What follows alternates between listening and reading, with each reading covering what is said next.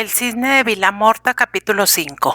Agonde madrugó y bajó temprano a la botica, dejando sus huéspedes entregados al sueño, y a Carmen encargada de meterles, apenas se bullesen, el chocolate en la boca.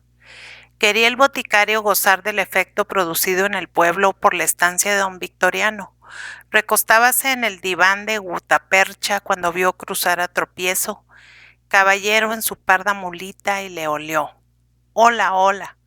¿A dónde se va tan de mañana? A Doas, hombre. Me hace falta todo el tiempo. Y al afirmarlo, el médico se apeaba atando su montura a una argolla incrustada en la pared. Es tan apurada la cosa. Tush, la vieja, la abuela de Ramón el Dulcero, si dice que ya está sacramentadiña. Y le mandan el recado ahora. No, si ya fui anteayer. Y le puse 2 docenas de sanguijuelas que sangraron a tutiplén. Parecía un cabrito, quedó muy débil, hecha una oblea. Puede que si en vez de sanguijuelas le doy otra cosa que pensaba. Vamos, un tropiezo, interrumpió Agonde maliciosamente. En la vida todos son tropiezos, repuso el médico encogiéndose de hombros, y por arriba añadió mirando al techo, como príncipes roncando. ¿Y él qué tal? Si la vio don Fermín bajando la voz. Él, pronunció Agonde imitándole, así, algo viejo con mucho pelo blanco. Pero luego ¿qué tiene? Vamos a ver, porque está enfermo. Tiene una enfermedad nueva, muy rara, de las de última moda. Y Agonde sonreía picarescamente. Nueva, Agonde entornó los ojos, pegó la boca al oído de Tropiezo y articuló 2 palabras, un verbo y un sustantivo. Azúcar.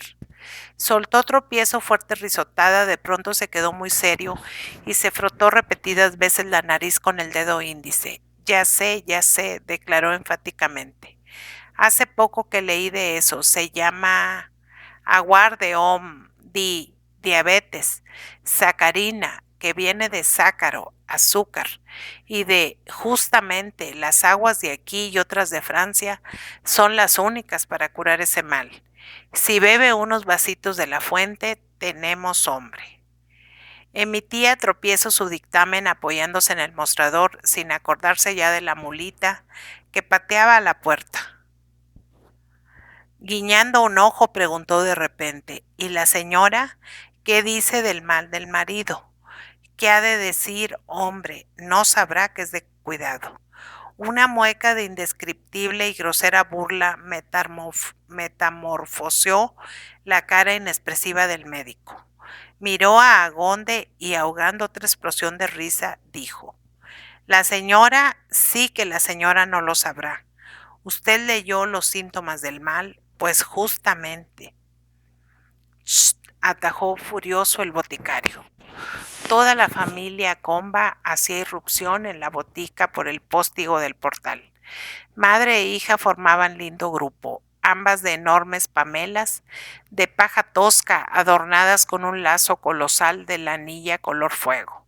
Sus trajes de tela cruda, bordados con trencilla roja, completaban lo campestre del atavío, semejante a un ramillete de amapolas y heno. Colgábale a la niña su rica mata de pelo oscuro y a la madre se le embrollaban las crenchas rubias bajo la sombra del ala del sombrerón. No llevaba nieves guantes, ni en su tez se veían rastros de polvos de arroz, ni de otros artificios de tocador imputados injustamente por las provincianas a las madrileñas. Al contrario, se notaban en las rosadas orejas y cuello señales de enérgico lavatorio y fricciones de toalla. En cuanto a don Victoriano, la luz matinal revelaba mejor la devastación de su semblante. No estaba, conforme al dicho de Agonde, viejo. Lo que allí se advertía era la virilidad, pero atormentada, exhausta, herida de muerte. Jesús María, ¿ustedes han tomado chocolate?, preguntaba Agonde confuso. No, amigo Saturnino, ni lo tomamos. Con permiso de usted, hasta volver. No pase usted cuidado por nosotros. Victoriana le ha saqueado a usted la alacena, el aparador. Entreabrió la niña un pañuelo que llevaba atado por las 4 puntas, descubriendo una hacina de pan, bizcocho y queso del país. Al menos les bajaré un queso entero, iré a ver si hay pan fresco. De ahora mismito. No quería don Victoriano, por Dios, que no le quitasen el gusto de irse a desayunar a la Alameda de las Aguas, igual que de muchacho. Agonde observó que no eran sanos para él tales alimentos, y al oírlo tropiezo se rascó una oreja y murmuró con escéptico tono: Va, le son cosas de ahora, novedades. Lo sano para el cuerpo se hacen de cargo, es lo que el cuerpo pide y reclama. Si al señor le apetece el pan y para su enfermedad, señor don Victoriano, ya no hay como estas aguas. No sé a qué va la gente a dar cuartos a los franchutes cuando aquí tenemos cosas mejores. El ministro miró a Tropiezo con vivo interés. Acordábase de su última consulta a Sánchez del Abrojo y del fruncimiento de labios con lo que el docto facultativo le había dicho. Yo le mandaría a usted a Carlsbad o a Vichy, pero no siempre están indicadas las aguas. A veces precipitan el curso natural de las afecciones. Descansar algún tiempo y observar régimen. Veremos cómo vuelve usted en otoño. ¿Qué diablo de cara tenía Sánchez del Abrojo al hablar así? Una fisonomía reservada, de esfinge. La afirmación explícita de Tropiezo despertó en don Victoriano tumultuosas esperanzas. Aquel practicón de aldea debía saber mucho por experiencia, más acaso que los orondos doctores cortesanos. Vamos, papá, suplicaba la niña tirándole de la manga. Emprendieron el camino. Vilamorta, madrugadora de suyo, vivía más activamente entonces que por la tarde. Abiertas se hallaban las tiendas, colmados los cestos de las fruteras. Cancín medía su almacén con las manos en los bolsillos, haciéndose el desentendido por no saludar a Agonde ni reconocer su triunfo. El pellejo, muy enharinado, regateaba con 3 panaderos de Cebre que le pedían trigo del bueno. Ramón, el de la dulcería, tableteaba sobre el mostrador con un gran tablero lleno de libras de chocolate y antes de que se enfriasen del todo, las marcaba con un hierro rápidamente. Era despejada la mañanita y ya picaba más de lo justo el sol. La comitiva, engrosada con García y Genday, se internó por huertecillas y maizales hasta el ingreso de la Alameda. Exhaló don Victoriano una exclamación de júbilo. Era la misma hilera doble de olmos alineada sobre el río, el espumante retozón Avieiro que se escurría a borbotones en cascaduelas mansas, con rumor gratísimo besando las peñas gastadas y lisas por el roce de la corriente. Reconoció los espesos mimbrerales, recordó todo el saudoso ayer y conmovido se apoyó en el parapeto de la Alameda. Encontrábase el lugar casi desierto, media docena a lo sumo de mustios y biliosos agüistas daban vueltas por él con lento paso. Hablando en voz queda de sus padecimientos, eructando el bicarbonato de las aguas, Nieves, reclinada en un banco de piedra, contemplaba el río. La niña la tocó en el hombro. Mamá, el chico de ayer.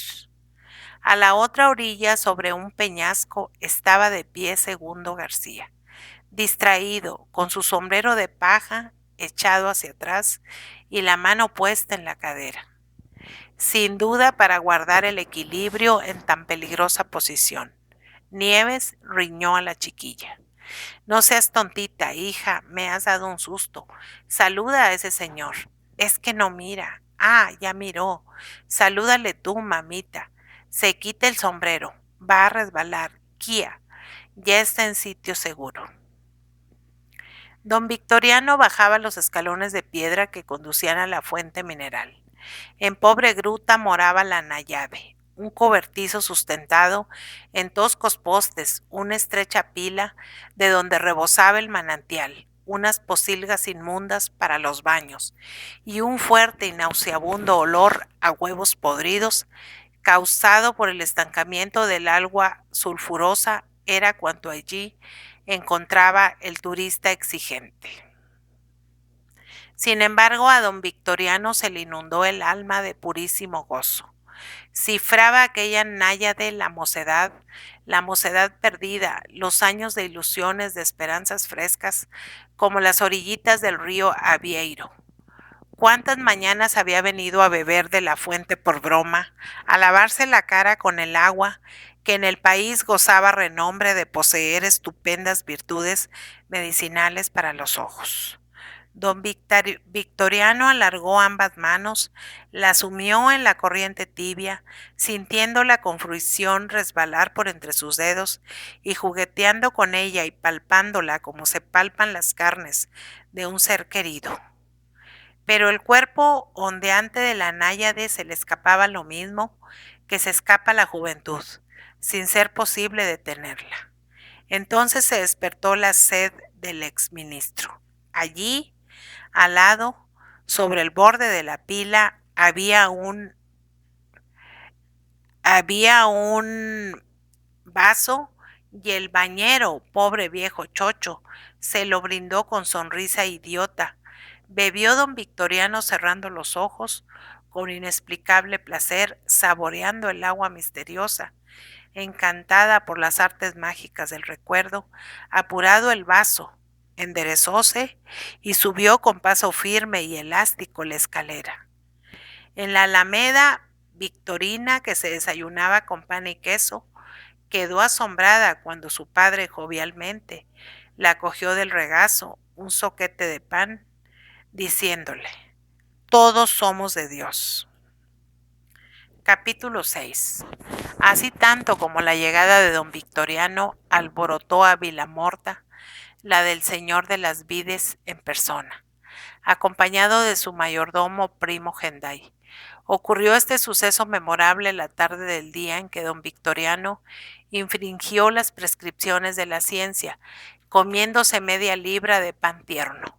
A las 3, con un sol de justicia, entraron por la plaza Genday el mayor y Méndez, caballero este en una poderosa mula y aquel en un mediano jaco. Era el señor de las vides viejecito, seco lo mismo que un sarmiento, sus mejillas primorosamente rasuradas, sus labios delgados y barba y nariz aristocráticamente puntiagudas, sus ojos benévolos maliciosos con las mil arrugas de la pata de gallo, su perfil inteligente, su cara lampiña, pedían a gritos la peluca de bucles, la bordada chupa y la tabaquera de oro de los Campomanes y Arandas. Con su fisonomía afilada y sutil contrastaba la de Primo Genday. Tenía el mayordomo el color blanco y sonrosado, la piel fina y transparente de los hemipléjicos, bajo la cual se ramifican inyectadas venas. De sus verdosos ojos, el uno estaba como sujeto al párpado lacio y colgante, y el otro giraba humedecido con truanesca vivacidad. El pelo, blanco de plata muy rizoso, le daba un parecido remoto con el rey Luis Felipe, tal cual conserva su efigie el cuño de los Napoleones. Mediante una combinación frecuente en los pueblos chicos, Primo Genday y su hermano Clodio militaban en opuestos bandos políticos, poseyendo en el fondo una sola voluntad y caminando a idénticos fines. Clodio se significaba entre los radicales. Primo era el sostén del partido carlista. Y en los casos de apuro, en las electorales lides, se daban la mano por encima de la tapia. Al resonar sobre la acera el trote del jaco de Primo Genday, abriéronse los balcones de la botica reaccionaria y 2 o 3 manos se agitaron en señal de bienvenida cariñosa. Primo se detuvo y Méndez continuó su ruta hasta llegar al portal de Agonde, echando pie a tierra. Le recibieron los brazos de don Victoriano y se perdió en las honduras de la escalera. La mula se quedó atada a la argolla, pateando a más y mejor, mientras los curiosos de la plaza consideraban con respeto los arcaicos jaeces del hidalgo, claveteados de plata sobre labrado cuero, ya reluciente por el uso. Poco a poco fueron reuniéndose con la mula individuos de la raza asinina y caballar. conducidos del diestro, y la gente los distribuyó con mucho tino. El jaco castaño del alguacil, de buena estampa, con su galápago y su cabezada de seda, sería para el ministro de seguro. La borrica negra con jamua, sillón de terciopelo rojo, quién duda que para la señora. A la niña le darían la otra pollina blanca y mansita. El burro del alcalde para la doncella. Agonde iría en su yegua de costumbre. La morena, con más esparavanes en los corvejones que cerdas en la cola. A todo esto los radicales García, Clodio, Genday, Ramón examinaban las cabalgaduras y el estado de los aparejos, calculando cuántas probabilidades de éxito ofrecía la tentativa de llegar a las vides antes del anochecer. El abogado meneaba la cabeza diciendo enfática y sentenciosamente: mucha calma se están dando para eso. Y le traen a don Victoriano el caballo del alguacil, exclamó el estanquero. Rinchón como un demonio, va a armarse aquí un Cristo. Tú, segundo, cuando lo montaste, ¿te hizo algo? A mí nada, pero es alegre. Verás. Los viajeros salían ya y comenzó a disponerse la cabalgata. Las señoras se afianzaron en sus jamúas y los hombres se asentaron en los estribos. Entonces se representó el drama anunciado por el estanquero, con grave escándalo y mayor retraso de la comitiva. No bien hubo olfateado el jaco del alguacil una hembra de su raza, empezó a sorber el aire todo descompuesto, exhalando apasionados relinchos. Don Victoriano recogía las bridas, pero el rijoso animal ni aún sentía el hierro en la boca, y encabritándose primero y disparando después valientes coces, y revolviendo por último la cabeza para morder el muslo del jinete, hizo tanto que don Victoriano, algo descolorido, tuvo por prudente apearse. Agonde, furioso, se bajó también. «¿Pero qué condenado de caballo es ese?», gritó. «A ver, pedazos de brutos, ¿quién os manda traer el caballo del alguacil? Parece que no sabéis que es una fiera. Usted, alcalde, o usted, García, pronto. La mula de requinto que está a 2 pasos. Señor don Victoriano, lleve usted mi yegua y ese tigre a la cuadra con él». «No», le objetó segundo, «yo lo montaré. Ya que está ensillado, iré hasta el crucero». Dicho y hecho, segundo, provisto de una vara fuerte, cogió al jaco por las crines de la cervix y de un salto estuvo en la silla.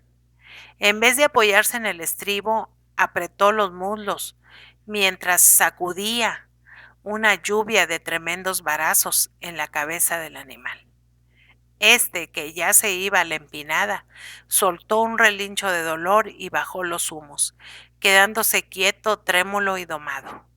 La cabalgata se puso en movimiento, así que llegó la mula de requinto, no sin previos apretones de mano, sombreradas y hasta un viva, vergonzante salido de no sé dónde. Tomó el cortejo carretera adelante, abriendo la marcha la yegua y mulas, y quedándose atrás las borricas, a cuyo lado iba, honesto, a puras variadas, el jaco. Ya declinaba el sol dorando el polvo de la carretera. Prolongaban su sombra los castaños y subía de la encañada un aire regalado portador de la humedad del río. Segundo callaba. Victorina, contentísima de ir a lomos de borrico, sonreía, pugnando en balde por tapar con el vestido las rótulas puntiagudas que la tablilla del aparejo le obligaba a subir y descubrir. Nieves, reclinada en la jamua, sostenía su sombrilla de encaje crudo con transparente rosa, y al comenzar a andar sacó del pecho un reloj sumamente chiquito y miró la hora que era. Momentos embarazosos, por fin segundo comprendió la necesidad de decir algo. «¿Qué tal, Victorina? ¿Vamos bien?».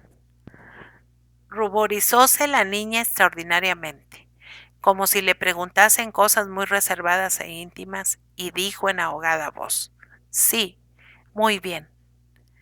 «¿A que prefería usted ir en mi caballo? Si no tiene usted miedo, la llevo delante». La niña, que ya no podía estar más sofocada, bajó los ojos sin contestar. Pero la madre, con graciosa sonrisa, terció en el diálogo. Y diga usted, García, ¿por qué no tutea usted a la chiquilla? La trata usted con un respeto, va a figurarse que está ya de largo. Sin su permiso no me atreveré yo a tutearla. Anda, Victorina, dale permiso a este caballero. Encerróse la niña en el invencible mutismo de las adolescentes, en quienes la sensibilidad exquisita y temprana produce una timidez extremadamente penosa. Sus labios sonreían y sus ojos al mismo tiempo se arrasaron en lágrimas.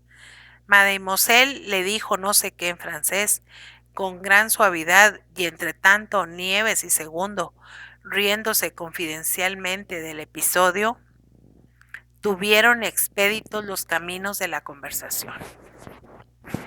¿A qué hora le parece a usted que llegaremos a Los Vides? Es bonito aquello, estaremos bien allí. ¿Cómo le sentará a Victoriano? ¿Qué vida haremos? ¿Vendrá gente a vernos? ¿Hay jardín? Las Vides en su sitio precioso, declaró Segundo. Un sitio que tiene aspecto de antigüedad, aire así señorial. Me gusta la piedra de armas y una parra magnífica que cubre el patio de entrada y las camelias y limoneros de la huerta que tienen porte de medianos castaños y la vista del río y sobre todo un pinar que habla y hasta canta. No se ría usted, canta, sí señora, mejor que la mayor parte de los cantantes de oficio. ¿No lo cree usted? Pues ya lo verá. Nieves miró con gran curiosidad al mancebo y después fingió mirar a otra parte, acordándose de la rápida y nerviosa presión de mano advertida la víspera. Al bajarse del carruaje, por segunda vez en el espacio de breves horas, aquel muchacho la sorprendía. Nieves llevaba en Madrid una vida sumamente correcta, mesocrática, sin ningún incidente que no fuese vulgar. A misa y a tiendas por la mañana. Por la tarde al retiro o a visitas. De noche a casa de sus padres o al teatro con su marido. Por extraordinario, algún baile o cena en casa de los duques de Puente Ancha, clientes de don Victoriano. Cuando éste obtuvo la cartera, exhibió poco a su mujer. Nieves recogió unos cuantos saludos más en el retiro. En las tiendas los dependientes se manifestaron más obsequiosos. La duquesa de Puente Ancha le hizo recomendaciones llamándola monísima, y a esto se redujeron para Nieves los placeres del ministerio. La avenida Vilamorta, al país pintoresco, del cual tanto le había hablado su padre, fue un incidente nuevo en su existencia compasada. Segundo, le parecía un detalle original del viaje. La miraba y hablaba de un modo tan desusado, aprensiones. Entre aquel chico y ella nada había de común. Una relación superficial como 200 que se encuentra uno a cada paso por ahí. Con que los pinos cantaban, mal año para Gallarre. Y Nieves se rió afablemente, disimulando sus raros pensamientos, y continuó haciendo preguntas a que respondía Segundo con expresivas frases. Acercábase la noche. De pronto la cabalgata, dejando el camino real, torció por una senda abierta entre pinares y montes. Al revolver de la vereda apareció el crucero de piedra oscura, romántico, con sus gradas que convidaban a rezar o a soñar sentimentales desvaríos. Agonde se paró allí, despidiéndose de la comitiva, y Segundo le imitó. Conforme iba perdiéndose el repiqueteo de los cascabeles de las borriquillas, notó Segundo una inexplicable impresión de soledad y abandono, cual si de él se alejasen para siempre personas muy queridas o que desempeñaban en su vida importantísimo papel. Valiente necio, se dijo a sí mismo el poeta. ¿Qué tengo yo que ver con esta gente, ni ella conmigo? Nieves me ha convidado a ir a Las Vides a pasar unos días en familia. En familia. Cuando Nieves vuelva a Madrid este invierno, dirá de mí. Aquel chico del abogado que conocimos en Vilamorta. ¿Quién soy yo? ¿Qué puesto ocuparía en la casa? Enteramente secundario. el de un muchacho a quien halagan porque su padre dispone de votos. Mientras cavilaba Segundo, el boticario se le acercaba emparejando al fin caballo y mula. La claridad del crepúsculo mostró al poeta la plácida sonrisa de Agonde, sus bermejos carrillos repujados por el bigote lustroso y negro, su expresión de sensual bondad y epicúrea beatitud. Envidiable condición la del boticario. Aquel hombre era feliz en su cómoda y limpia farmacia, con su amistosa tertulia, su gorro y sus zapatillas bordadas, tomando la vida como se toma una copa de estomacal licor, paladeada y digerida en paz y en gracia de Dios y en buena armonía con los demás convidados al banquete de la existencia. ¿Por qué no había de bastarle a Segundo lo que satisfacía a Agonde plenamente? ¿De dónde procedía aquella sed de algo que no era precisamente ni dinero, ni placer, ni triunfos, ni amoríos? Y de todo tenía y todo lo abarcaba, y con nada había de aplacarse, quizá. Segundo, contestó volviendo la cabeza hacia Agonde. Chico, vas bien callado. ¿Qué te parece del ministro? ¿Qué quieres que me parezca? Y la señora. Vamos, que a esa la habrás reparado. Lleva medias negras de seda como los curas, al tiempo de subirse a la borrica. Voy a pegar un escape hasta Vilamorta. ¿Te animas, Saturno? Escapes en esta mula, llegaría con las tripas en la boca. Corre tú si te lo pide el cuerpo. Cosa de media legua galoparía el jaco instigado por la vara del jinete. Al aproximarse a la encañada del río, Segundo lo puso otra vez al paso, un paso muy lento. Ya apenas se veía y el frescor del avieiro subía más húmedo y pegajoso. Segundo recordó que llevaba 2 o 3 días sin poner los pies en casa de Leocadia. De seguro que la maestra se consumía, lloraba y le aguardaba a todas horas. Esta idea fue al pronto bálsamo para el espíritu ulcerado de Segundo. Le quería tanto Leocadia, era tan extraordinaria su alegría, tan vivas sus demostraciones al verle entrar, la conmovían tanto las palabras y los versos del poeta. Y a él, ¿por qué no se le pegaba el entusiasmo? De un amor tan ilimitado y absoluto. Segundo no se había dignado nunca recoger ni la mitad, y de las bellas caricias cantadas por la musa, elegía él para Leocadia las menos líricas, las menos soñadoras. Así como del dinero que llevamos en el bolsillo apartamos el oro y la plata, dejando para los pobres importunos la calderilla. El ochavo más roñoso, Segundo regateaba los tesoros de la pasión. 1000 veces le sucedía.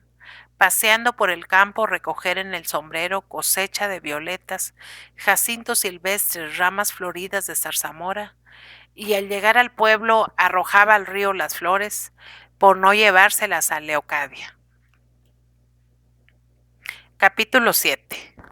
Al paso que distribuía la tarea a las niñas diciendo a una, ese dobladillo bien derecho, y a otra, el pespunte más igual, la puntada más menuda, y a esta, no hay que sonarse al vestido, sino al pañuelo, y a la de más allá, no patees, mujer, estate quietecita.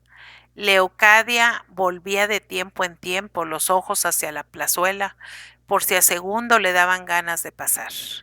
Ni rastro de Segundo. Las moscas zumbando se posaron en el techo para dormir. El calor se aplacó, vino la tarde y se marcharon las chiquillas. Sintió Leocadia profunda tristeza y sin cuidarse de arreglar la habitación, se fue a su alcoba y se tendió sobre la cama. Empujaron suavemente la vidriera y entró una persona que pisaba muy blandito. Mamá, dijo en voz baja. La maestra no contestó. Mamá, mamá, repitió con más fuerza el jorobado. Mamá, gritó por último. ¿Eres tú? ¿Qué se te ofrece? ¿Estás enferma? No, hombre. ¿Cómo te acostaste? Tengo así un poco de jaqueca. Déjame en paz. Dio media vuelta a Minguitos y se dirigió hacia la puerta, silenciosamente. Al ver la prominencia de su espinazo arqueado, sintió la maestra una punzada en el corazón. Aquel arco le había costado a ella tantas lágrimas en otro tiempo. Se incorporó sobre un codo. Minguitos, mamá, no te marches. ¿Qué tal estás hoy? ¿Te duele algo? Estoy regular, mamá, solo me duele el pecho. A ver, acércate aquí. Leocadia se sentó en la cama y cogió con ambas manos la cabeza del niño, mirándolo a la cara con el mirar hambriento de las madres. Tenía Minguitos la fisonomía prolongada, melancólica, la mandíbula inferior muy saliente.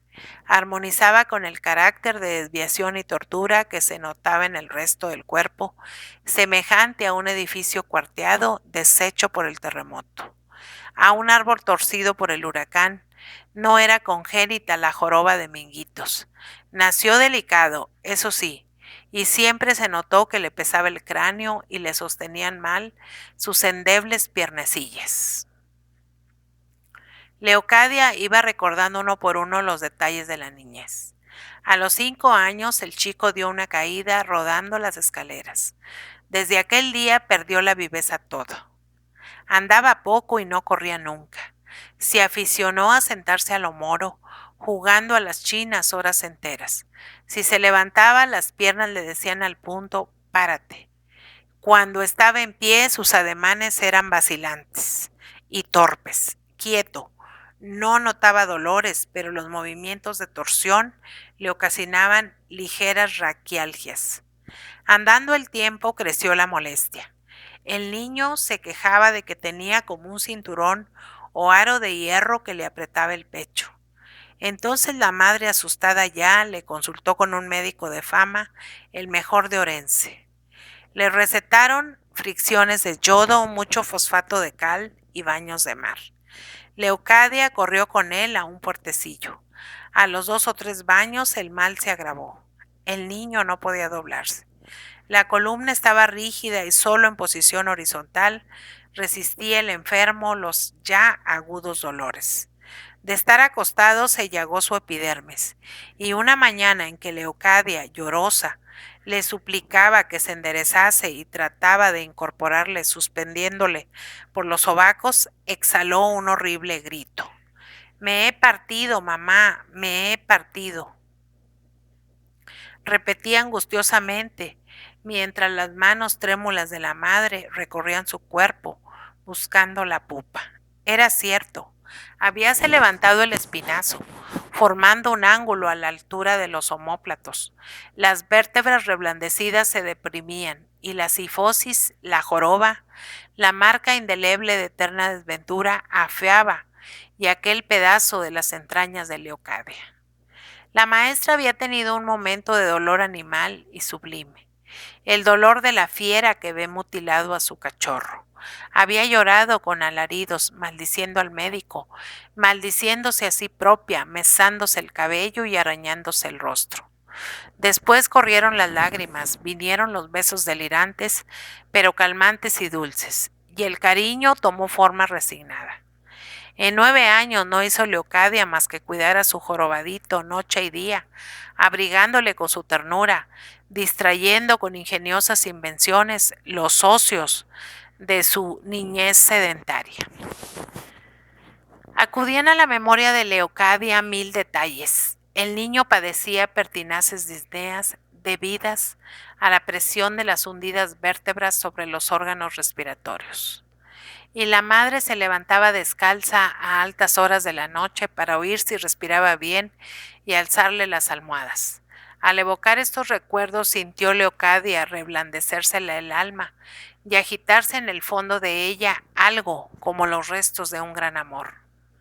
Cenicias tibias de un fuego inmenso, y experimentó la reacción instintiva de la maternidad. El impulso irresistible que hace a las madres ver únicamente en el hijo ya adulto el niño que lactaron y protegieron, al cual darían su sangre si les faltase leche, y exhalando un chillido de pasión, pegando su boca febril, de enamorada a las pálidas sienes del jorobadito, exclamó lo mismo que en otros días, acudiendo al dialecto como a un arroyo.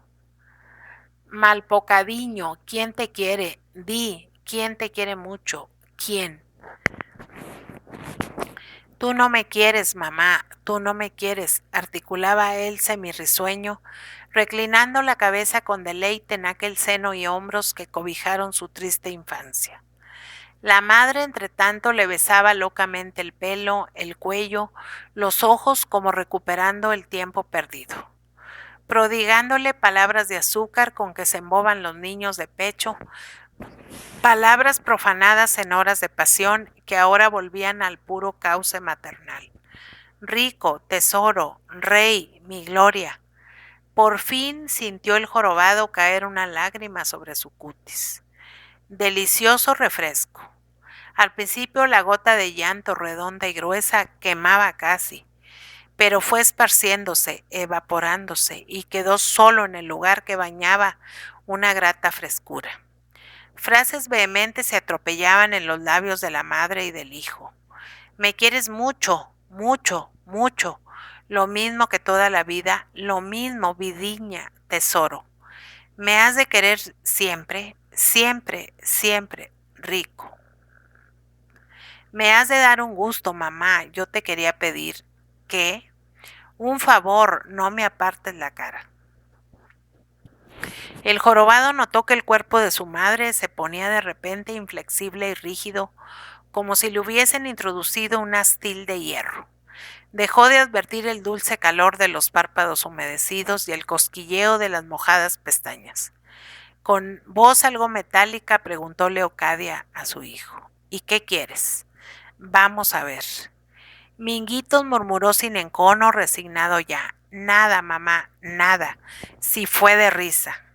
Pero entonces, ¿por qué lo decías? Por nada, a fe.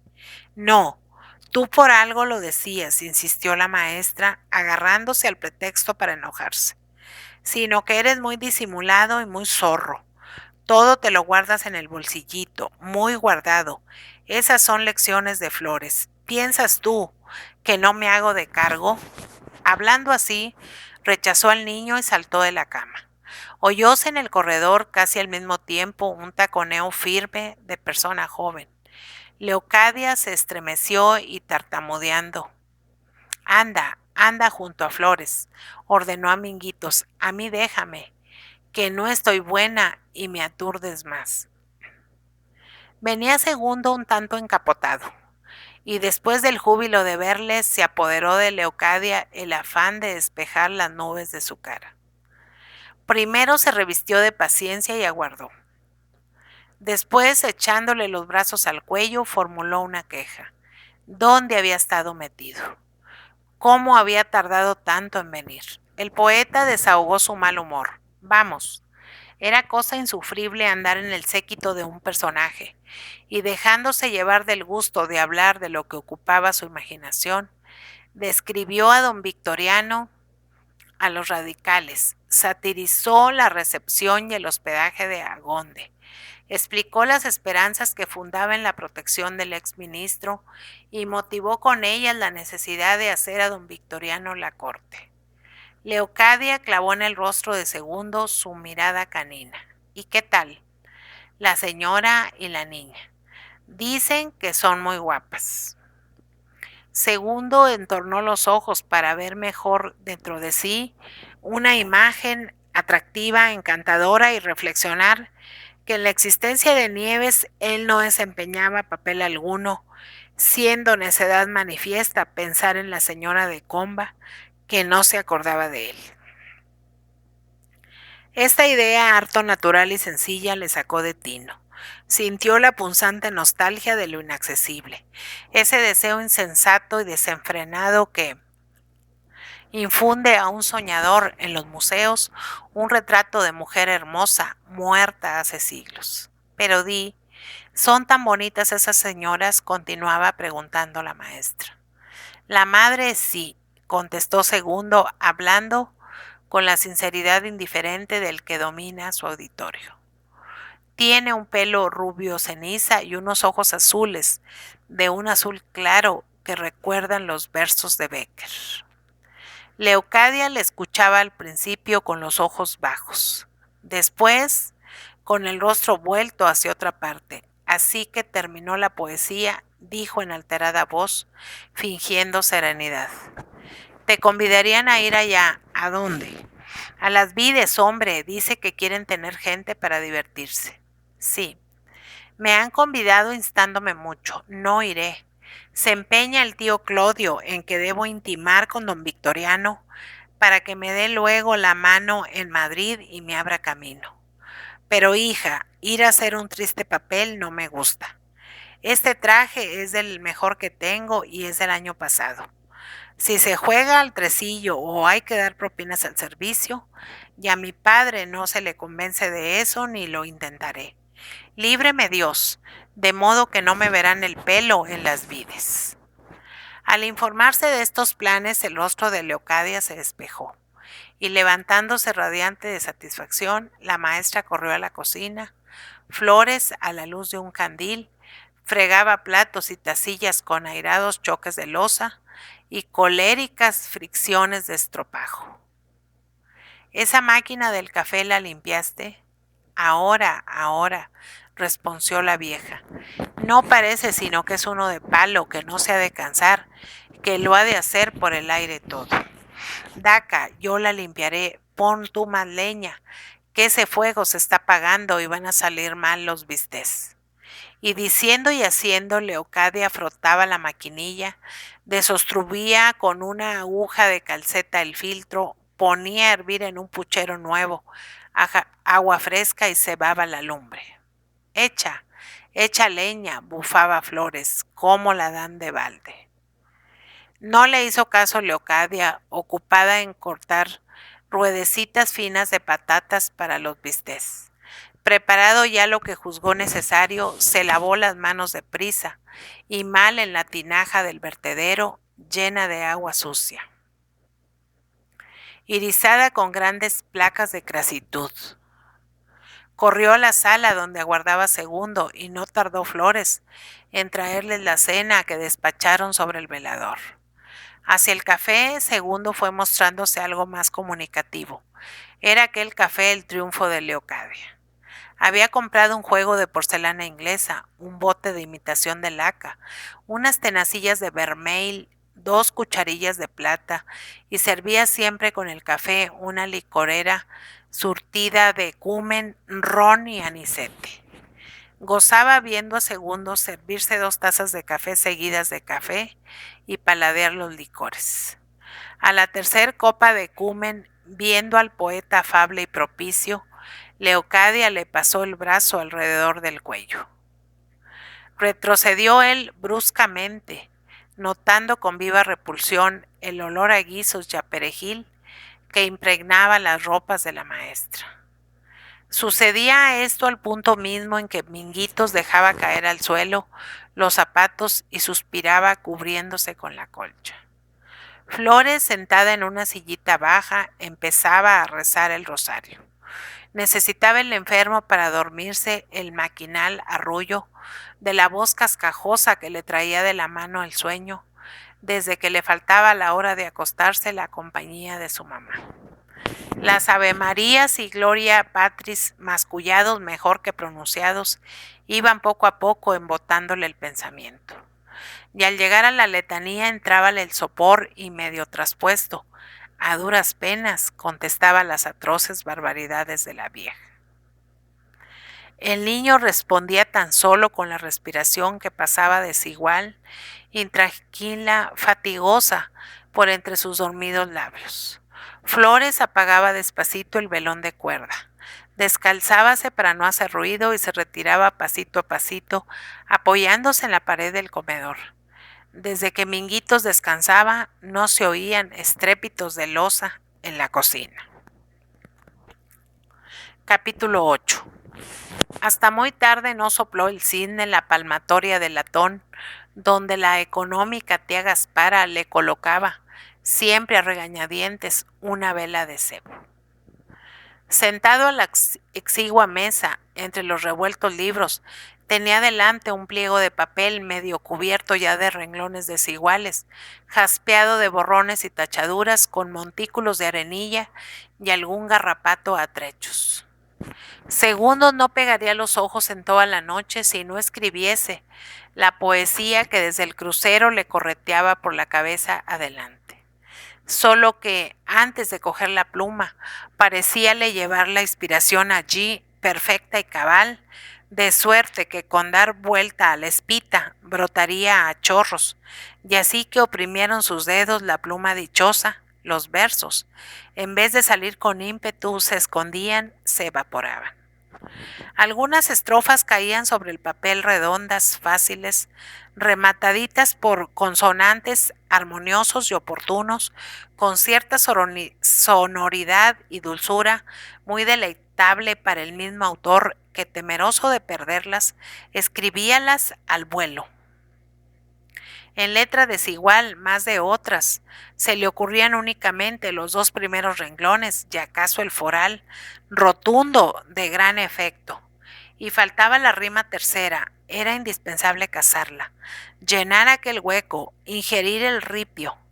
Deteníase el poeta mirando al techo y buscando con los dientes un cabo del bigote para morderlo, y entonces la ociosa pluma trazaba, obedeciendo automáticos impulsos de la mano, un sombrero tricornio, un cometa o cualquier mamarracho por el estilo. Borradas a veces 7 u 8 rimas, se resignaba al fin con la novena, ni mejor ni peor que las anteriores. Acontecía también que una sílaba inoportuna estropeaba un verso. Y échese usted a buscar otro adverbio, otro adjetivo, porque si no, y los acentos, si el poeta gozábase del privilegio de decir verbigracia, mi corazón, en vez de mi corazón, sería tan cómodo rimar.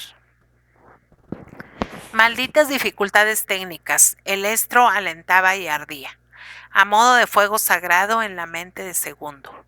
Pero tratándose de que apareciese allí patente sobre las hojas de papel, que apareciese expresando cuando sentía el poeta, condensando un mundo de sueños, una nebulosa psíquica, ahí es nada.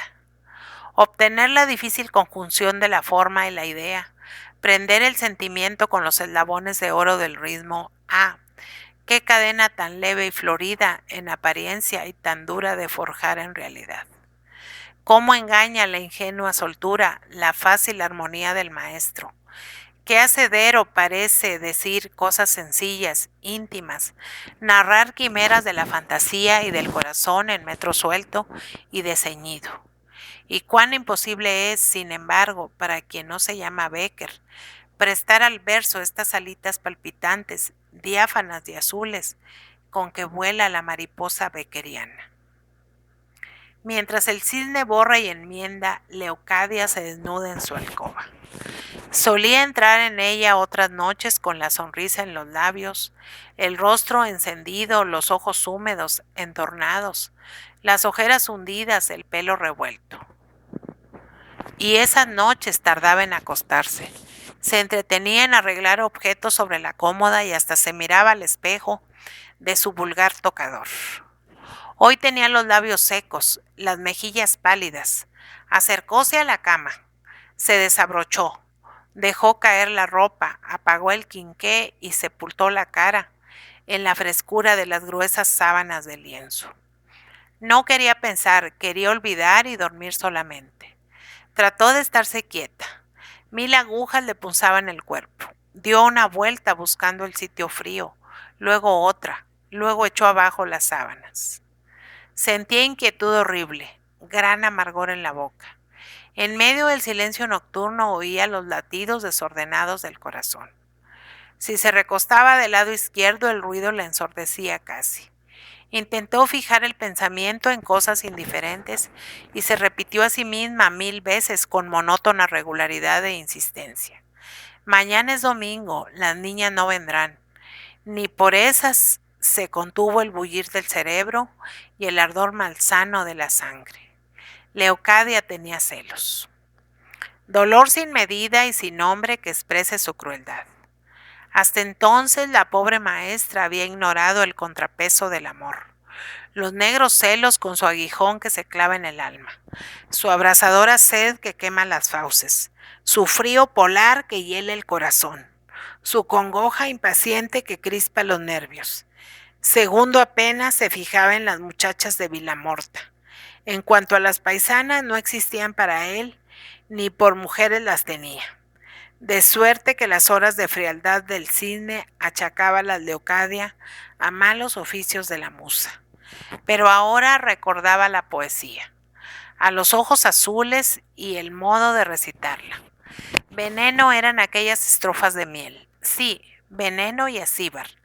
Leocadia sintió acudir llanto a sus lagrimales y las lágrimas saltaron entre sollozos convulsivos que sacudían el cuerpo y hacían crujir las maderas de la cama y susurrar la hoja de maíz del jergón.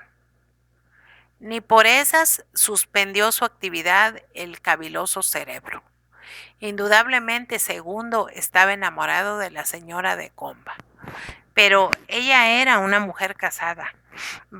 En Madrid y en las novelas todas las señoras tienen amantes. Y además, ¿quién resistiría a Segundo?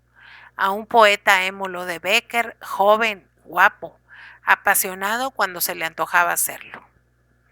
¿Qué podía Leocadia contra esta gran catástrofe? No valía más resignarse. Resignarse. Pronto se dice, no, luchar y vencer por cualquier medio. ¿Por qué le negaba a Dios la facultad de expresar sus sentimientos? ¿Por qué no se había puesto de rodillas delante de Segundo pidiéndole un poco de amor, pintándole y comunicándole la llama que la consumía a ella el tuétano de los huesos? ¿Por qué quedarse muda cuantas tantas cosas podía decir? Segundo no iría a las vides, mejor. Carecía de dinero, magnífico, no conseguiría destino alguno, ni se movería de Vilamorta. Mejor. ¿Y qué si al fin Segundo no la amaba? Si se desviaba de ella con un ademán que Leocadia estaba viendo todavía a oscuras, o mejor dicho, a la extraña luz de la pasión celosa. ¡Qué calor! ¡Qué desasosiego! Leocadia se arrojó de la cama dejándose caer al suelo, donde le parecía encontrar una frescura consoladora. En vez de alivio notó un temblor y en la garganta un obstáculo a modo de pera de ahogo atravesada allí que no le permitía respirar. Quiso alzarse y no pudo. La convulsión empezaba y Leocadia contenía los gritos, los sollozos, las cabezadas por no despertar a Flores. Algún tiempo lo consiguió, mas al fin venció la crisis nerviosa, retorciendo sin piedad los rígidos miembros, obligando a las uñas a desgarrar la garganta, al cuerpo o revolcarse, a las sienes y a batirse contra el piso. Vino después, precedido de fríos sudores, un instante en que Leocadia perdió el conocimiento. Al recobrarlo se halló tranquila, aunque molidísima. Levantóse, subió a la cama de nuevo, se arropó y quedó anonadada, sin cerebro, sumida en reparador marasmo. El grato sueño del amanecer la envolvió completamente. Despertóse bastante tarde, no saciada de descanso, rendida y como atontada, apenas acertaba a vestirse. Parecíale que desde la noche anterior había transcurrido un año por lo menos, y en cuanto a su celosa cólera, a sus proyectos de lucha, pero ¿cómo pudo ella pensar en cosas semejantes? Que Segundo fuese feliz, eso tan solo importaba y convenía. Que realizase sus altos destinos, su gloria. Lo demás era un delirio, una convulsión, una crisis pasajera, sufrida en horas que el alma amante no quiere solitarias. Abrió la maestra la cómoda donde guardaba sus ahorros y el dinero para el gasto. No lejos de un montón de medias palpó un bolsillo, ya muy lacio y escueto. En él se contenían poco a unos miles de reales, todo su peculio en metálico. Quedaban sobre 30 duros descabalados y para eso debía un corte de merino negro a Cancín. Licores al confitero y encargos a unas amigas de Orense, y hasta noviembre no vencían sus rentitas. Brillante situación. Tras un minuto de angustia causadas por la pugna entre sus principios económicos y su resolución, Leocadia se lavó, se alisó el pelo, Se echó el vestido y el manto de seda y salió. Por ser día de misa recorría mucha gente la calle y el rajado esquilón de la capilla repicaba sin cesar. En la plaza animación y bullicio.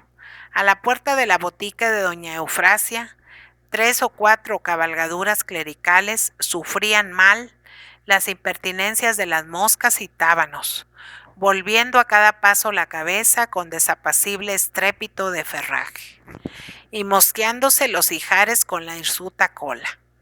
Tampoco las fruteras, entre regateos y risas, descuidaban espantar los porfiados insectos posados en el lugar donde la agrieteada piel de las claudias y tomates descubría la melosa pulpa o la carne roja. Mas el verdadero cónclave mosquil era la dulcería de Ramón.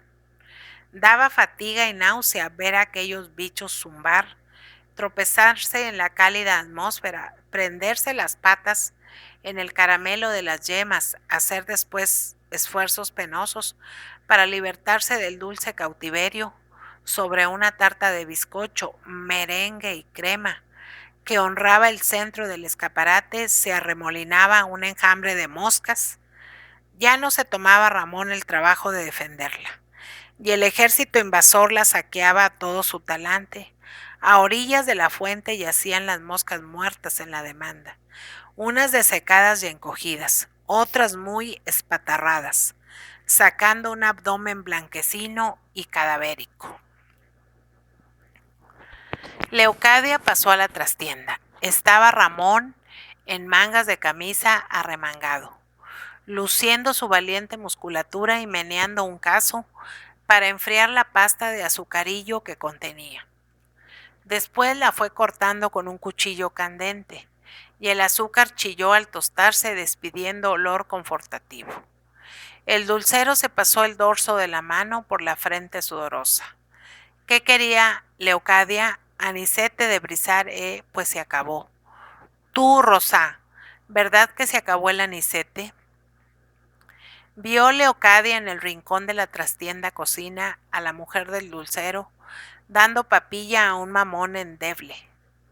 La confitera clavó en la maestra su mirada sombría, de mujer histérica y celosa, y exclamó con dureza: si viene por más anicete, acuérdese de las 3 botellas que tiene sin pagar. Ahora mismo las pago, respondió la maestra, sacando del bolsillo un puñado de duros. No, mujer. Calle, por Dios. Qué prisa corre, murmuró avergonzado el dulcero. Cobre, Ramón, ande ya, si justamente vengo a eso, hombre. Si se empeña, maldito el apuro que tenía. Marchóse Leocadia corriendo. No acordarse de la confitera. ¿Quién le pedía nada a Ramón delante de aquella tigre celosa que, chiquita y débil como era, acostumbraba a solfear al hercúleo marido, a ver si cansín? El pañero vendía rodeado de paisanas, una de las cuales se empeñaba en que una lanilla era algodón y la restregaba para probarlo. Cansín, por su parte, la frotaba con fines diametralmente opuestos. Mujer, ¿qué ha de ser algodón? ¿Qué ha de ser algodón?, repetía con su agria vocecilla, acercando o pegando la tela a la cara de la compradora. Parecía tan amostazado Cansín que Leocadia no se atrevió a llamarle. Pasó de largo y aceleró el andar. Pensaba en su otro pretendiente, el tabernero. Mas de pronto recordó con repugnancia sus gruesos labios, sus carrillos que chorreaban sangre, y dando vueltas a cuantos expedientes podían sacarla del conflicto, le ocurrió una idea. La rechazó, la pesó, la admitió. A paso de carga se dirigió al domicilio del abogado García. Al primer aldabonazo abrió la tía Gaspara. Qué significativo fruncimiento de cejas y labios. Qué repliegue general de arrugas. Leocadia, cortada y muerta de vergüenza, se mantenía en el umbral. La vieja, parecida a un vigilante perro, interceptaba la puerta, próxima a ladrar o morder al menor peligro. ¿Qué quería? gruñó. ¿Hablar con don Justo se puede? Interrogó humildemente la maestra. No sé, veremos. Y el vestiglo, sin más ceremonias, dio a Leocadia con la puerta en las narices. Leocadia aguardó. Al cabo de 10 minutos, un bronco acento le decía: Venga. El corazón de la maestra bailó como si tuviese azogue. Atravesar la casa en que había nacido Segundo. Era lóbrega y destartalada, fría y desnuda, según son las moradas de los avarientos, donde los muebles no se renuevan jamás y se apuran hasta la suma vetustez. Al cruzar un corredor vio Leocadia, a través de una entornada puertecilla, alguna ropa de Segundo colgada de una percha y la reconoció, no sin cosquilleo en el alma. Al final del corredor tenía su despacho el abogado, pieza mugrienta, sobada, atestada de papelotes y libros tediosos y polvorientos por dentro y fuera. La tía Gaspara se zafó mientras el abogado recibía a la maestra de pie, en desconfiada y hostil actitud, preguntando con el severo tono de un juez: ¿Y qué se le ocurre a usted, señora doña Leocadia? Fórmula exterior relacionada con otra interior. A que la bribona de la maestra viene a decirme que se la casa con el loco del rapaz y que los mantenga yo. Leocadia fijó sus ojos abatidos en García, buscando en sus facciones secas y curtidas los rasgos de un amado semblante. Sí que se parecía a Segundo, salvo la expresión muy diferente, cauta y recelosa en el padre, cuando era soñadora y concentrada en el hijo. Señor don Justo, balbuceó la maestra, yo siento molestarle. Le suplico no extrañe este paso, porque me aseguraron que usted, señor, yo necesito un préstamo. ¿Dinero? Rugió el abogado apretando los puños. ¿Me pide usted dinero? Sí, señor, sobre unos bienes. Ah, transición en el abogado, que todo se aflojó y flexibilizó. Pero qué tonto soy. Entre usted, entre usted. Doña Leocadia, y tome asiento. ¿Está usted bien? Pues cualquiera tiene un apuro. ¿Y qué bienes son? Hablando se entienden las gentes, mi señora. Por casualidad la viña de la Junqueira y la otra pequeñita de Ladro, estos años dan poco. Debatieron el punto y se firmó la obliga o pagaré. La tía Gaspara, inquieta, con paso de fantasma, rondaba por el corredor. Cuando salió su hermano y le dio algunas órdenes, se hizo varias cruces en la cara y pecho, muy deprisa. Bajó furtivamente a la bodega y tardó algo en subir y en vaciar sobre la mesa del abogado su delantal, de donde cayeron, envueltos en polvo y telarañas, 4 objetos que rebotaron produciendo el sonido especial del dinero metálico. Los objetos eran una hucha de barro, un calcetín, una bota o gato y un saquete de lienzo. Aquella tarde le dijo a Segundo Leocadia: ¿Sabes una cosa, corazón? Qué lástima que por un traje o por cualquier menudencia así pierdas de colocarte y de conseguir lo que pretendes.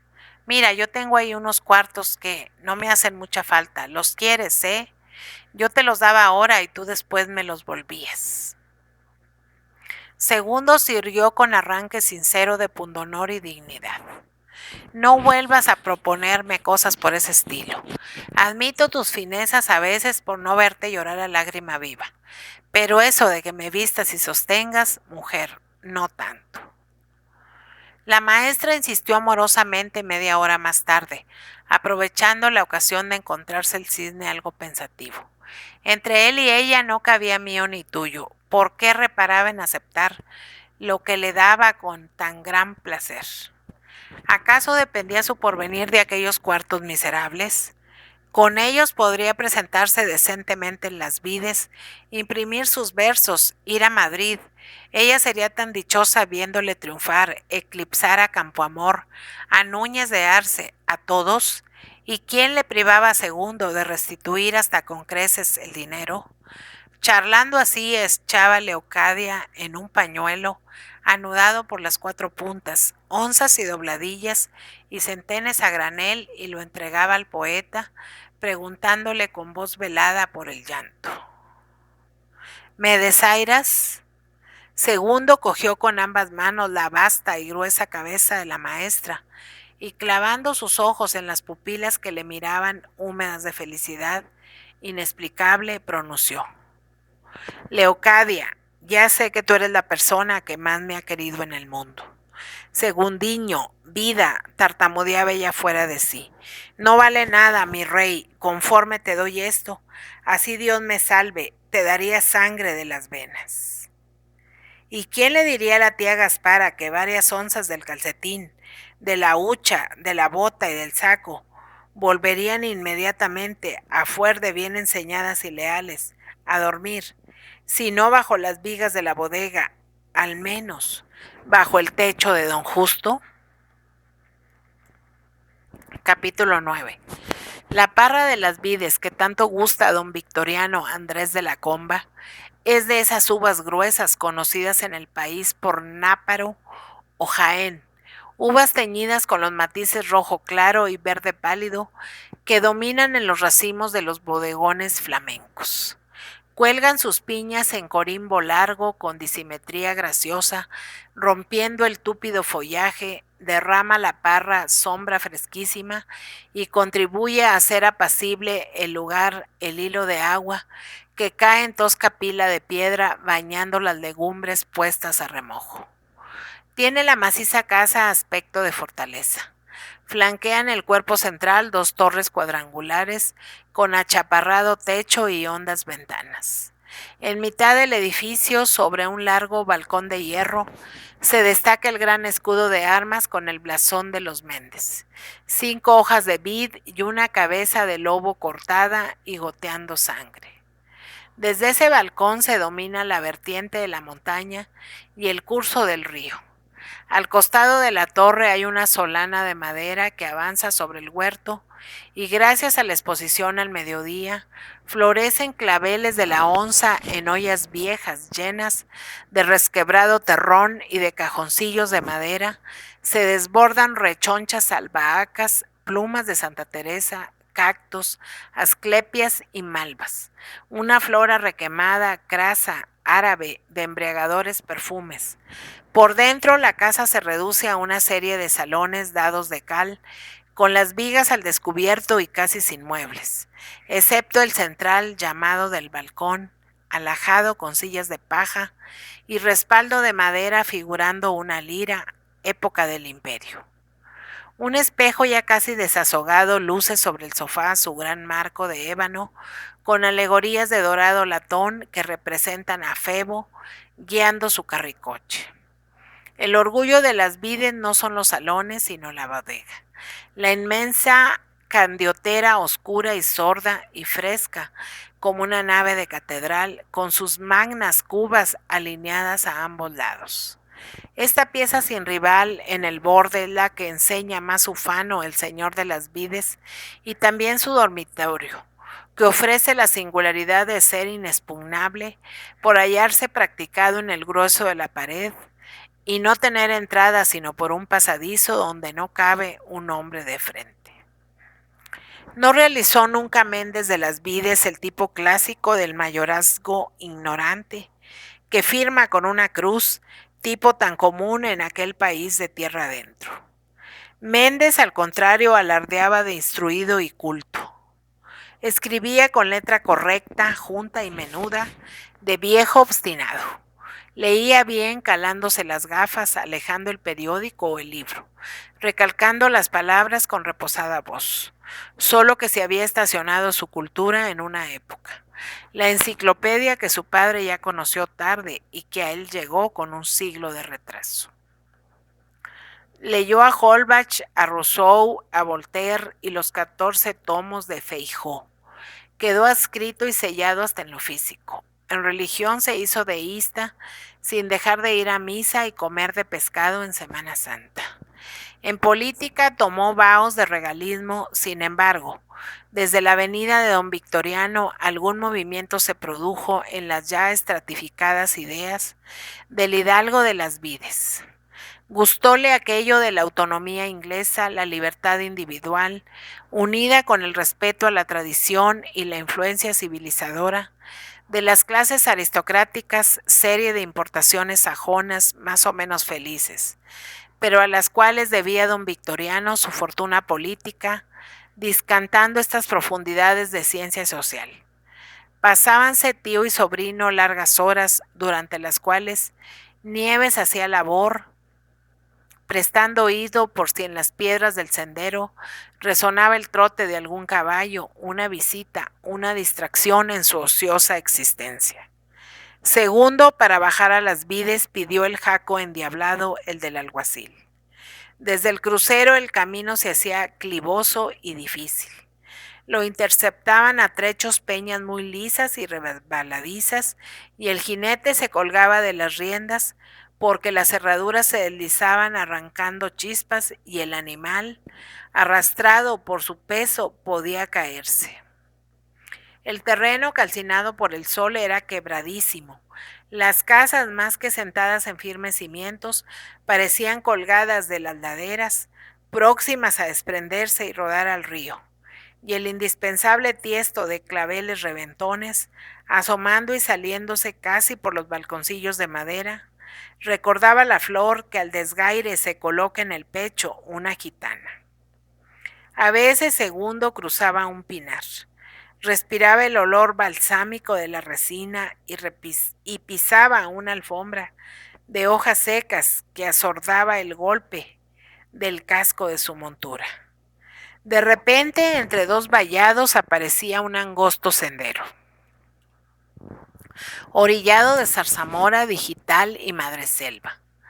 Y a menudo experimentaba Segundo la impresión de bienestar que causan a las horas del sol los toldos vegetales, y trotaba al amparo de un túnel de verdura, un emparrado alto, sostenido en postes de hiedra, viendo sobre su cabeza los racimos que ya regreaban y escuchando el alborotado pitido de los gorriones y el silbo estridente de los mirlos.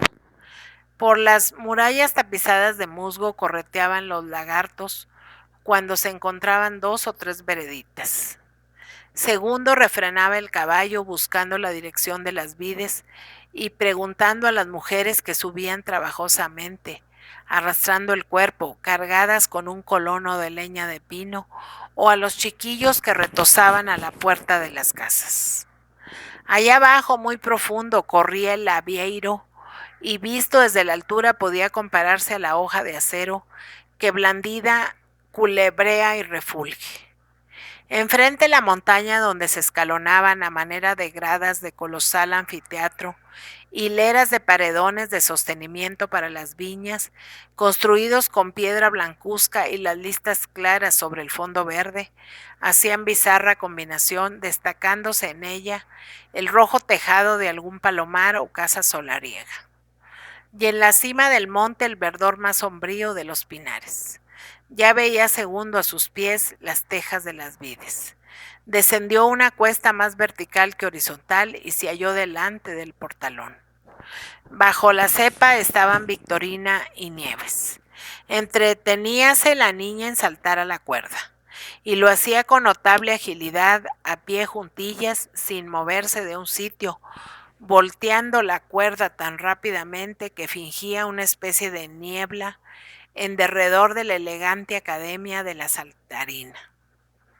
Como los claros de la parra dejaban pasar grandes manchones de sol, a lo mejor se inundaba de luz el cuerpo de la chiquilla, irradiaba su mata de pelo, sus brazos o sus piernas desnudas, pues solo tenía una blusa azul marino, corta y sin mangas. Al divisar a Segundo dio un grito, soltó la cuerda y desapareció. En cambio Nieves, levantándose del banco donde trabajaba con la sonrisa en los labios y algo encendida de sorpresa, tendió la mano al recién venido, que se apeó prestamente del caballo. ¿Y el señor don Victoriano cómo sigue? Ah, por allí andaba, regular de salud, pero muy divertido con las faenas agrícolas, muy satisfecho. Y al decir esto tenía el rostro de Nieves la expresión distraída, con que hablamos de cosas que nos interesan poco. Segundo observó que la señora del ministro reparaba en su atavío flamante. Recién llegado de Orense y por algún rato le mortificó la duda de si lo encontraría pretencioso o ridículo, hasta el extremo de sentir no haber traído la ropa de todos los días. Ha asustado usted a Victorina, añadió Nieves riendo. ¿Dónde se habrá metido esa boba? De fijo que solo se escondió porque estaba de blusa. Usted la trata como a una mujer y ella se pone insoportable. Venga usted. Remangóse Nieves la bata de cretona blanca salpicada de capullos de rosa y penetró intrépidamente en la cocina que estaba al nivel del patio. En pos de los taconcitos Luis XV que encubría el encaje bretón de la enagua, recorrió segundo varias piezas, cocina, comedor, sala del Rosario, llamada así porque en ella lo rezaba con los criados primo Genday, y por último, sala del balcón. Allí se detuvo Nieves exclamando: «Los llamaré por si están en la viña», y asomándose gritó: «Tío, Victoriano, tío». Dos voces respondieron: «¿Qué? Allá vamos». No hallando cosa oportuna que decir, Segundo callaba. Tranquila ya la conciencia con haber llamado a las personas formales, Nieves se volvió y dijo con la afabilidad de un ama de casa que conoce su obligación: «Pero qué amable ha sido usted. Hasta las vendimias no contábamos con que se animase a venir, y ahora que se acercan las fiestas, tanto que pensaba ver a usted antes en Vilamorta, porque Victoriano se empeña en tomar las aguas 15 días». Al hablar se respaldaba en la pared y Segundo se azotaba con el latiguillo la punta de las botas. Del huerto subió la voz de Méndez: «Nieves, Nieves, que bajes si te es igual. Con permiso de usted, voy por una sombrilla». Tardó poco en volver y Segundo le ofreció el brazo. Bajaron al huerto por la solana, y entre los saludos de ordenanza Méndez protestó contra la idea de que Segundo se volviese la misma tarde a Vilamorta. Hombre, no faltaba más, coger calor 2 veces en un día. Y el señor de las vides, aprovechando la coyuntura, que jamás desperdicia un propietario rural, se apoderó del poeta, consagrándose a enseñarle al pormenor la finca. Explicábale al mismo tiempo sus empresas vitícolas. Había sido de los primeros a sufrar con fortuna y empleaba abonos nuevos que acaso resolviesen el problema del cultivo. Hacía ensayos tratando de imitar con el vino común del borde el Burdeos de Pasto, de prestarle con polvos de raíz de lirio el bouquet, la fragancia de los caldos franceses, pero le salía al paso la rutina, el fanatismo, según decía confidencialmente bajando la voz y poniendo una mano en el hombro de Segundo. Los demás cosecheros del país le acusaban de olvidar las sanas tradiciones de adulterar y componer el vino, como si ellos no lo compusiesen, solo que ellos lo hacían sirviéndose de drogas ordinarias, verbigracia, campeche y hierba mora. Él se contentaba con aplicar los métodos racionales, los descubrimientos científicos, los adelantos de la química moderna, proscribiendo el absurdo empleo de la pez en las corambres. Pues si bien la gente del borde alababa el dejo a pez en el vino, diciendo que la pez hacía beber otra vez, a los exportadores les repugnaba con razón aquel pegote. En fin, si Segundo quería ver las bodegas y los lagares. No hubo remedio. Nieves se quedó a la puerta, temerosa de mancharse la bata. Así que salieron, se trató de registrar el huerto en detalle. Era también el huerto una serie de paredones en gradería, sosteniendo estrechas fajas de tierra, y esta disposición del terreno daba a la vegetación exuberancia casi tropical. Camelios, pavíos y limoneros crecían libres, irregulares e indómitos, cargados de hoja, de fruta o de flores. Abejas y mariposas revoloteaban y bullían, libando, fecundándose, locas de contento y ebrias de sol. De paredón a paredón se bajaba por unas escalerillas difíciles. Segundo dio el brazo a Nieves y en la última grada se detuvieron para contemplar el río que corría allá muy abajo. Mire usted hacia allí, dijo Segundo, señalando a su izquierda una colina algo distante. Allí está el pinar. ¿A que no se acuerda usted? Sí, me acuerdo, respondió Nieves, guiñando a causa del sol sus azules ojos. El pinar que canta, mire usted cómo me acuerdo. Y diga usted, ¿sabe usted si hoy cantará? Porque de buena gana le oiría esta tarde. Si se levanta un poco de brisa con la calma que reina, los pinos estarán casi quietos y casi mudos. Y digo casi, porque del todo no lo están nunca. Basta el roce de sus copas para que vibren de un modo especial y tengan un susurro. ¿Y eso? Preguntó Nieves en tono jocoso. ¿No sucede más que en el pinar de aquí o es igual en todos? ¿Quién sabe? Respondió Segundo mirándola fijamente. ¿Acaso el único pinar que cante para mí será el de las vides? Nieves bajó la vista y después echó una ojeada en derredor, como buscando a don Victoriano y Méndez, que estaban un escalón más arriba. Notó Segundo el movimiento y con imperiosa descortesía dijo a Nieves: «Subamos». Reunióse a Méndez y ya no se despegó de su lado hasta que pasaron al comedor, donde les aguardaban Genday y Tropiezo. La última a llegar fue la niña, muy púdica ya, con medias largas y traje de blanco piqué. La mesa en que comía no estaba en el centro, sino en un costado del comedor. Era cuadrilonga, y los convidados, en vez de sillas, tenían para sentarse dos bancos fronterizos de ennegrecido roble. Los extremos de la mesa quedaban libres para el servicio. Sobrio por instinto, Segundo reparó con sorpresa la inverosímil cantidad de alimentos que consumía don Victoriano. No sin advertir también que su rostro estaba más demacrado que nunca. A veces, el hombre político se detenía porque un remordimiento le asaltaba. «Estoy devorando», protestaba el anfitrión, y Tropiezo y Genday por turno exponían doctrinas latas y consoladoras. La naturaleza es muy sabia, decía el señor de las vides, que no olvidaba a Rousseau, y el que le obedece no puede errar. Primo Genday, glotón como todos los pletóricos, añadía con cierta teológica unción: para que el alma esté dispuesta a servir a Dios, hay que atender primero a las justas exigencias del cuerpo. Tropiezo, por su parte, sacaba el labio inferior, negando la existencia de ciertas enfermedades novísimas. Toda la vida hubo personas que padeciesen de la orina, y jamás se les privó el comer y beber. Al contrario, por lo mismo que la enfermedad desgasta, hay que nutrirse. Fácilmente se dejaba persuadir don Victoriano. Aquellos manjares de otros tiempos limoneros crecían libres, irregulares e indómitos, cargados de hoja, de frutas o de naranjos.